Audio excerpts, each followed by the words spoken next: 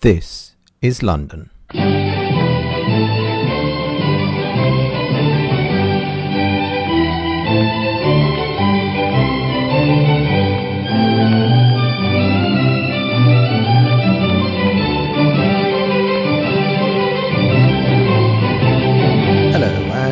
To this, the 76th State of the Anglosphere Address. We checked our constitution and found that we have to do this weekly. Who knew? I'm Brian of London, and I'll be your president for today. This week, we have the previously advertised and much anticipated part 2 of our interview with Mark Steyn. We know how much you're looking forward to this, though I am under a strict embargo on Joanna jokes. I promise no more stupid puns relating to the names of our guests. If you remember back as far as last week, then you are A, not a goldfish, and B, probably keen to hear what Mark has to say about Britain's future. I think there are clearly differences emerging. I think the loss of Britain, for example, is going to be one of the great tragedies of the early 21st century.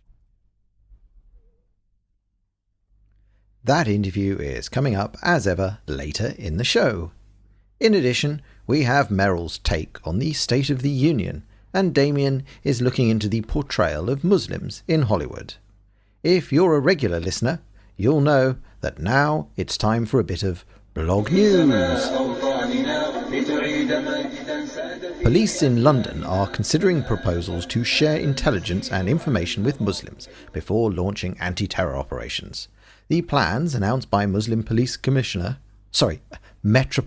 Police Commissioner Sir Ian Blair, are part of a wider vision to engage more with British Muslims who support police need in fighting terrorism.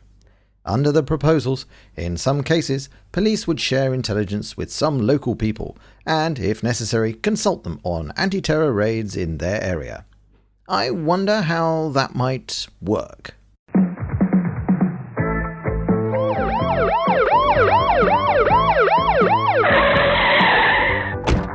All right, Sunshine, you're flaming well nicked, my son.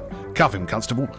Right, I'm D.I. Payne from the Sunhill Police Station, and I am executing a search warrant on this vehicle on account of I'm the governor in this manor, and I don't like people trying to blow up the local tube station, so I'm under instructions to get it sorted. Is that all right with you, Mr. Kadir? Right, what have we got in our car today, sir? Oh dear, oh dear, oh dear. Tube timetable, 100 weight of ammonium nitrate fertiliser, and a homemade detonator. Going up the allotments to feed our prized turnips, were we, sir? Right, what's this in the glove compartment, eh? Oh, plane tickets to Karachi, dated next week. Going to visit your dear old gran, I suppose. Right, Abdul Muhammad Kadir, I'm arresting you on suspicion of...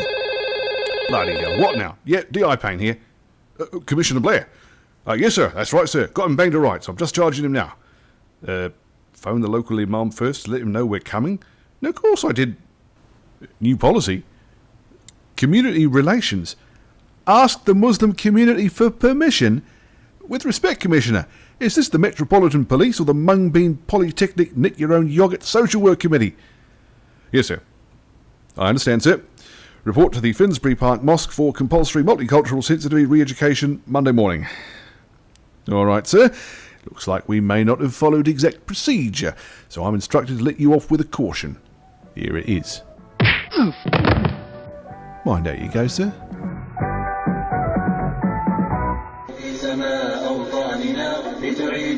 We mentioned last week that there has been an attempt to ban the flying of the flag at Australia Day celebrations. That one went down about as well as a dingo at a toddler party. There were no riots, no rain, no racism, but yes, there were flags. Plenty of them, on shorts, on faces, on shaved skulls, backsides, and particularly draped over shoulders.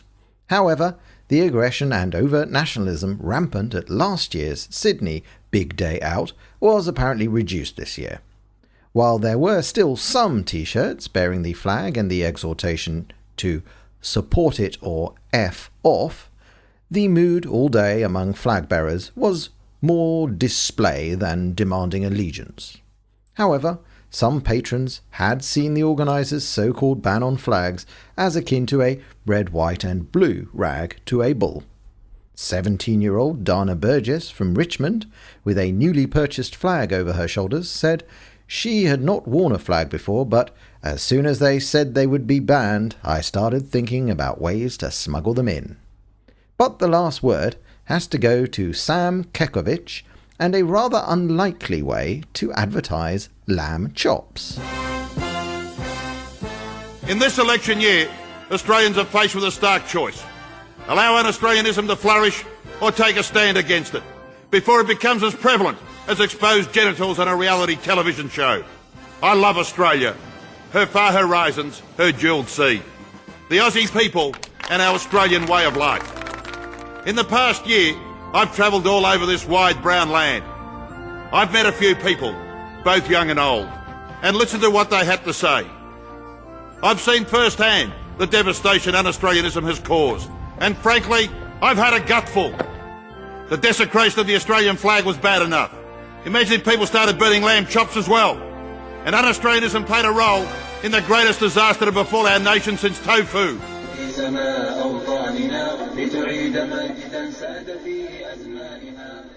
I attended 2 events at the Houses of Parliament this week. The first you will not have heard about. As far as I know, this will be the only report of the event. On Tuesday, the outstanding author and expert on the plight of Jews and Christians under Muslims, Batya Orr, gave a talk to peers and members of Parliament and the press. If you haven't come across Batya Orr's books by now, why on earth not? Her work is an absolute necessity if you are to understand what the reality of Islamic tolerance is all about. Her earlier works, such as Islam and Dimitude, or The Decline of Eastern Christianity under Islam, are essential reading.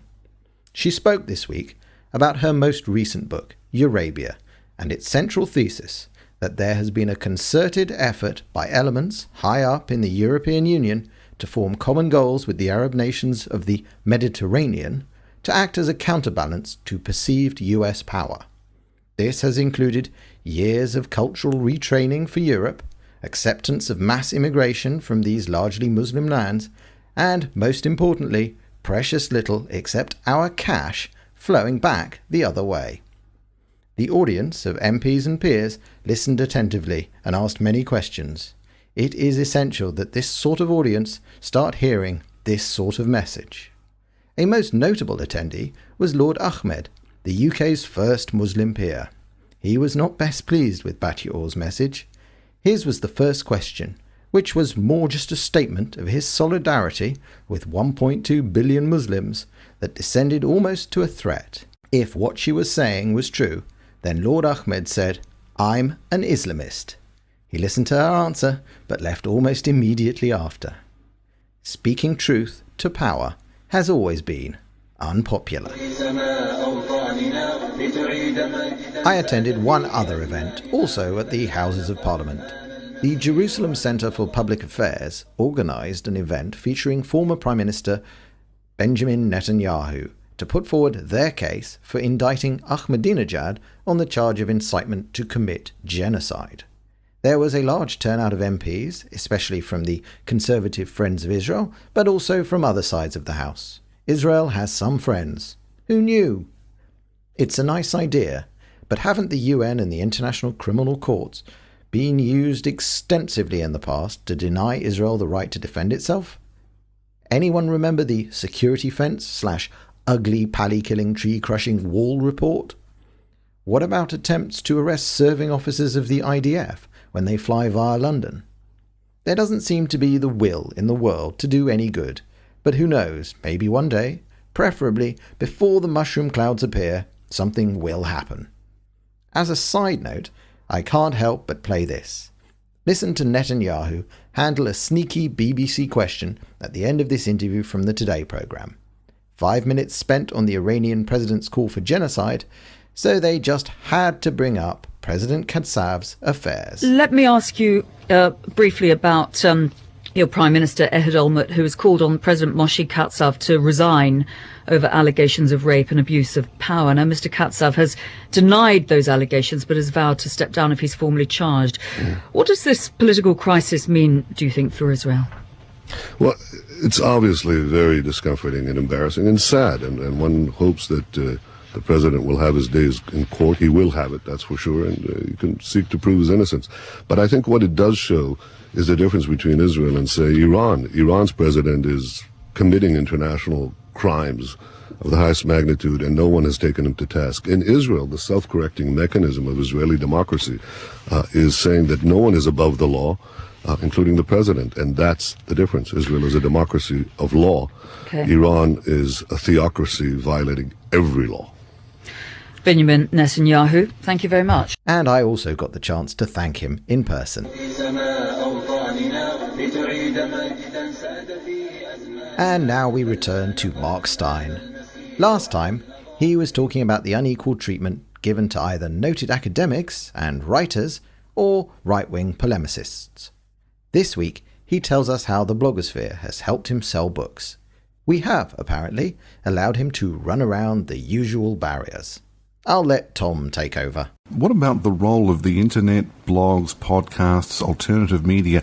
Are they an effective way of doing an end run around the left-wing mainstream gatekeepers of opinion these days? Absolutely. I really think so. I mean, I found it interesting. You were talking about, for example, whether the book was available in bookstores. In Canada basically has one monopoly bookstore chain. It's run by a lady that I've met occasionally over the years, called Heather Eastman, and I've always had perfectly cordial relations with her. But the reality is that my book came out. There was a big interview with me in the national newspaper. It was the big cover story on the national magazine, and the book was entirely unavailable in her stores because they'd ordered, I think it was 200 copies for the entire nation of Canada, and these had all sold out in 10 minutes, and the book was unavailable. Well, it was really through the internet that pressure was applied, because people put up on their blogs that they'd gone to Vancouver, and there were no books available in the entire Vancouver area. Then someone in Alberta would say he'd gone into the bookstore in Calgary and they'd been told there was no demand for the book. Yeah, you're the 17th person this hour I've told there's simply no demand for it. Yes, exactly. And it's because all that stuff just sort of got out there, and then people who've had trouble getting it realize there are, there's 30 other internet sites where people are talking about having trouble getting it. And it forced, Heather Eastman found herself in the situation of having to actually reply to a lot of these people to get her customer sales representatives to modify the story, and eventually to carry large quantities of the book. And it was interesting to me that in a sense, I think it's much harder now to exercise that gatekeeper function that basically a lot of institutions do. You can still do it if you are sufficiently insulated from reality. I mean, it's interesting to me, for example, that libraries are even more overwhelmingly left-wing than bookstores. And I've had emails from people who say, well, my local library eventually ordered one copy, and there are 93 holds on it, which means that I will get a chance to borrow the book around about late 2008, and I find that funny. I mean, it's not particularly bad news for me, because if you can't read the book at the library and you want to find out what's in it, means you've got to go and buy a copy. But I find it interesting that publicly funded libraries, the political agenda there, even when they've got 75, 80, 100 of their members with reservations on the books, will simply conclude that there's no market for this book, it shouldn't be a book that's in the library, and all the rest of it. And I think that in a sense they're undermining the entire rationale for public libraries by being quite so openly biased in that sense. Well, that's your experience with your book. Do you think that blogs and podcasts and whatever else the internet throws up is really a way to get different kinds of messages past these gatekeepers, or do you think it'll just be little niche markets? I mean, for example, why are you talking to us? We've only got about 3,000 listeners. We're not the New York Times, we're certainly not the ABC. I don't know whether that is because of the particular medium, or whether I think it reflects a broader trend, which is that everything's a niche market these days. We talk about the term popular culture, but, for example, if you look at most forms of entertainment compared with their predecessors 50 or 60 years ago, pop songs are less popular now. The big hit stars of the day sell less records than they did 30, 40, 50 years ago. The big TV shows have smaller audiences than they did 30, 40, 50 years ago. The big movies are not as big as they were. And so I think, in a sense, everything is a niche market these days. There's no, in that, if the definition is a big blockbuster smash, then there's no popular culture anymore. There's only mutually competing forms of unpopular popular culture. And so I think if you look at the new media in that light, then it's entirely rational to say, yes, you can build a completely different model for media by using these new forms and just accepting the fact that the New York Times and the Washington Post and the Sydney Morning Herald and the Melbourne Age are never going to be big boosters of you, and just doing an end run around them. One of the most interesting things I found about the whole demographic argument, the empty cradle, the demographic death spiral, is that by and large it's not getting through into popular culture. I think the only thing I can think of that's even addressed it in a remote way is, lately has been the movie version of P.D. James' book Children of Men. Well, I shouldn't say that. The movie version is certainly not the book. No, and I think it's kind of missed the big pointer about it. And it makes you understand, in a sense, the difficulty that popular culture will have embracing this issue. Because the problem with movies is that if you go to the movies, you really want to basically see young people, young, beautiful, glamorous people having adventures. If you think about it at its most absurd, if you think about that, the James Bond film a couple of years ago, The World Is Not Enough, where Denise, what's her name? Denise Richards. Yeah, Denise Richards, that's right, played Dr. Christmas Jones, who was a nuclear physicist. And what was she, about 12? I think so. I think she was in what we call over here about grade 9 by then. So she was certainly a very young person to be a successful nuclear physicist. But that's what movies are. That we want to see young people having fantastic adventures. And the problem with this whole issue of the aging of the Western world is that young people are going to be fewer and fewer and fewer. And so to accurately convey that in a film like The Children of Men, everybody in it really ought to have been a lot sadder and grayer and more middle-aged. And that just doing it that way would have made it a less attractive movie as a commercial proposition. Eventually, it's going to cause, that's the other feature of it. Whenever I make the demographic argument, people always say to me, well, Japan's very crowded, Belgium's very crowded, the Netherlands is very crowded. What does it matter if there's a few million less people in them? We could all use a bit more space. But it doesn't work out like that. It's a question of which people are still around. And the reality is that in Japan it will be elderly people, and in Belgium it will be elderly Belgians with young Muslims. And if you look at the Japanese situation, basically so many of our assumptions about a society are based on its youth. That we want something where you have young people around with a kind of youthful energy, youthful vigor, developing new things, new fashions, new movies, new entertainment forms. And if you don't have that, it completely changes the way a society thinks of itself. That's one reason why, for example, a lot of these big corporations are in trouble. I mean, the music business is kaput, in part because the big record companies can't actually bring themselves to face the fact that there is going to be an ever smaller number of young people to sell the latest thing to. And all the people, if you've ever had any dealings with record companies and you've met those like 58-year-old guys with grey hair in a ponytail and the Rolling Stones tour jacket, that so much of what they do is based on the fact that it's supposed to be young, hip, and exciting. And they don't want to sell the Doris Day back catalogue. It may do very nicely for them, but that's not how they think of their business and their role in the culture.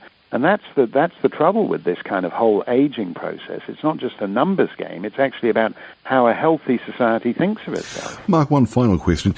You're a Canadian who lives and works in the United States. I'm a New Zealander who lives and works in Australia, so I feel your pain. Looking at these Anglosphere countries, Canada, the US, the UK, Australia, New Zealand, some of them are small, ankle-biting places, and others are large, brawling and confident. Which countries do you think are going to be a success this century, and which do you think are sort of caught up in this downward spiral of failure? Well, one thing I should say is that don't sell yourself short. When I was in Australia last summer, and somebody said to me that in fact, New Zealand is our Canada, I said, "Oh, I don't know. That's a bit unfair to New Zealand." I said, "Indonesia is your Canada. Crazy country to the north, full of seething, unhappy people." And I think, in a sense, that's certainly given the number of terrorist cells in Montreal. That may actually be a more accurate comparison. But I think there are clearly differences emerging. I think the loss of Britain, for example, is going to be one of the great tragedies of the early 21st century. You think we're going to lose Britain? I think so. I think it simply has become, in a sense, I think I said somewhere a couple of weeks ago, that in a sense it's beginning to turn into Somalia with chip shops. It's basically a nation that has been hollowed out from within. It's riddled with various terrorist cells in all its major cities, and basically the security forces took the view that, this is basically like the IRA. They're going to blow bus stations and tube stations up every so often, but there's nothing we can do about it, and it won't make too big a difference. And I don't think it is like that. I think it's something more profound. And I think it will be a great loss, because I think this was the indispensable nation in the development of the modern world, not just in the sense that it midwifed America and India and Australia and almost all the major players in every corner of the planet. Insofar as there is a global order, it's based in large part on English ideas about global trade, about the law of contract, and simply about the guarantee of a kind of global environment provided by the English-speaking powers. I think your country, New Zealand, it's something of a tragedy that it's psychologically checked out of the Anglosphere in many ways, because it ought to be there. I mean, my country, Canada, has sort of tentatively taken a few steps back towards sanity. I hope New Zealand does as well. But I think in the end, these countries are Western civilization's best bet, and even then, they face almost all of them have severe problems of their own, not to the same degree that a country like Belgium does, or a country like Spain, but certainly, the one indispensable force for good in the modern world is not in as healthy shape as it should be. And if you didn't buy it last week, you can still find Mark's book, America Alone, at all the usual places, and links will be in the show notes. You may have heard of something called the State of the Union Address. For those of you puzzled as to the reasons the Americans make their president deliver a report card, here's Meryl to fill you all in. This is Meryl Urish, and this is On Second Thought for Shire Network News. In light of the fact that many of our listeners are not Americans and don't really get American politics, I've been assigned to tell you about everything you need to know about the State of the Union Address. Article 2, Section 3 of our Constitution states, "He shall, from time to time, give to Congress information of the State of the Union and recommend to their consideration such measures as he shall judge necessary and expedient." In other words, there is no requirement that the president must make a speech. If he wanted to, President Bush could simply send a note to Congress. In fact, he could write something like this. Dear Congress, the state of our union is awesome. We totally rock. But I need more money to make the army bigger, and oh yeah, we're still at war with the terrorists. Can't let Iran get nuclear weapons. Love, George W. In fact, if the president wanted to, he could even make a poem out of the State of the Union. Dear Congress, Roses are red, violets are blue. Our country's doing fine. How about you? Instead, we get a boring speech that interrupts our favorite TV shows. If we're lucky, the camera pans capture the occasional shot of a congressman picking his nose or falling asleep. John McCain got to be sleeping guy this year. There was no nose-picking guy. There was, however, the incredible blinking woman, Nancy Pelosi, the new Speaker of the House.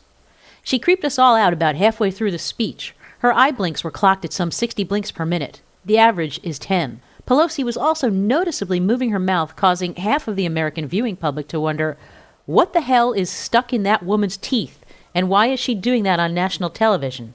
The rest of us were thinking she should have used Polident. Yes, this was a historic speech.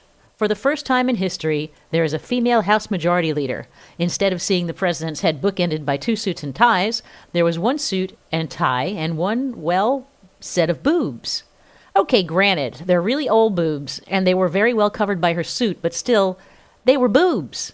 And you know I wasn't the only one thinking that. I'm just the only one who gets to say it because it's not sexist coming from me. Okay, it is, but I still get to say it because it's funny. Yes, boobs. Our international audience may also not know about the most important ritual performed during the State of the Union. It's called the State of the Union drinking game.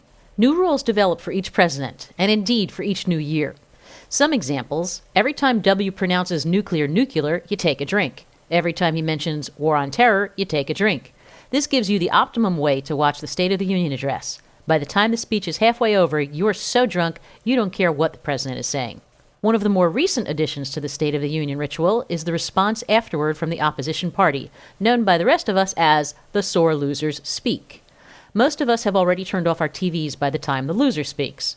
Only the media, politicians, and C-SPAN junkies watch it because it's, well, stupid. And when I say stupid, I mean stupid. This year's loser, speaker, was Virginia Senator James Webb, the son of a bitch who beat me in the Senate race. But I'm not bitter. No, sir, not me. The fact that Webb sounded like he'd been playing the SOTU drinking game has nothing to do with my being upset about losing. The fact that I could have pulled a speech out of my ass that would be better than the one Webb gave also has nothing to do with my losing to him. Nope, not at all. I would have been great. Not like loser Webb, whose own party members were laughing at how bad he did. No, I'm not bitter. Why do you ask? Back to you, Brian. I hope you feel enlightened. Meanwhile, over in Canada, Damien is concerning himself with the film industry. Hi there, it's Damien Petty from snowbound Cornerbrook, Newfoundland with Voice of Damnation for Shire Network News. My original plan this week was to talk about Dinesh D'Souza's new book, The Enemy at Home, in which D'Souza basically outs himself as a right-wing version of Ted Rall and other Blame America firsters. However, I figured writing and recording a commentary about that book would require my actually reading the book, and I thought my time would be better spent doing something more intellectually stimulating like clipping my toenails or watching the Maury Povich show. Instead, I want to talk about an article from The Guardian I found linked on Fark.com. There's a British group called the Islamic Human Rights Commission, and they came out with a report attacking the film industry for the way Muslims and Arabs are portrayed in the movies. And for a few movies, I'll concede they might have a point. In Disney's Aladdin, for example, the heroic main character speaks with an American accent, while the villains are exaggerated Arab stereotypes. But then one of the films they single out for particular criticism is the 1998 movie The Siege, starring Denzel Washington and Annette Bening. According to The Guardian, the IHRC report says the film reinforces the monolithic stereotype of the Arab, Palestinian, or Muslim being violent and ready to be murdered for their cause. But here's the thing. The Siege does indeed feature Islamic terrorists carrying out deadly attacks against civilians. There's even a particularly deadly bus bombing. But the movie is really about the American government's response to terrorism, not the terrorism itself. After several attacks in New York City, the government imposes martial law, and all Arab adult males, the overwhelming majority of whom are shown to be innocent and peaceful, are interned in detention camps. The Siege comes down firmly against monolithically stereotyping Arabs and Muslims as being violent and ready to die for their cause. So why is the IHRC so upset about a movie with that message? Because the film acknowledges that some people do indeed murder in the name of Islam, and this alleged human rights organization will not accept that. Then there's 2003's House of Sand and Fog, in which some of the main characters are refugees from the Iranian Revolution. According to The Guardian, the IHRC is upset for the following reason. The film constructs a negative description of the revolution without enabling any detailed or balanced analysis of the event. On that point, no further comment is necessary. What's really interesting about the Guardian story is that of the 6 films they list for alleged Islamophobia, only House of Sand and Fog came out after September 11, 2001, and that inadvertently makes a point about how Hollywood has treated the touchy subject of Islamist terrorism since the deadliest attack ever carried out on American soil. That is, they've tried to ignore it as best they can. United 93, a movie I'll bet the Islamic Human Rights Commission really hated, doesn't shy away from showing what motivated the 9/11 hijackers. Neither did ABC's controversial Path to 9/11 miniseries. But aside from that and a few other examples, the film industry has chosen to use suspicious-looking Muslim characters as a red herring to fool the audience, like in Flight Plan, or use a Halliburton stand-in as the real villain, like in the Manchurian Candidate remake, or they've changed the subject matter on which the movie is based to make the terrorists white and European, like in The Sum of All Fears. A movie like True Lies or The Delta Force is probably less likely to be made after 9/11 than before.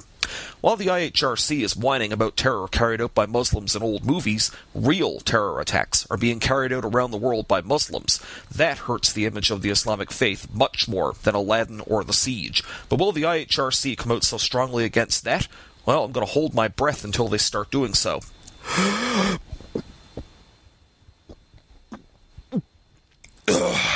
Oh, this is going to be harder than I thought. Back to you, Brian. I have the same message for Damien that I'll be giving my wife soon in the labour room. Breathe. That brings us to the end of another week of Shire Network News. It's been a funny old week that has seen the US presidential race kick off with almost 2 years to go. Just wait till they find out that not only is Barack Obama's surname easy to confuse with Osama, but Hussein is his middle name. Unlucky. At least his surname is not as bad as Clinton. I haven't heard anything so unfortunate since Fisty McPedophile stood for a seat in 72. As ever, we beseech you to spread the word about the show. Tell people, leave comments, write to us, or even send money. It keeps us going and encourages us to chase down the most interesting guests. This has been Shire Network News. As the UN commemorates Holocaust Memorial Day for only the second time, we hope that somebody stops the leader of Iran.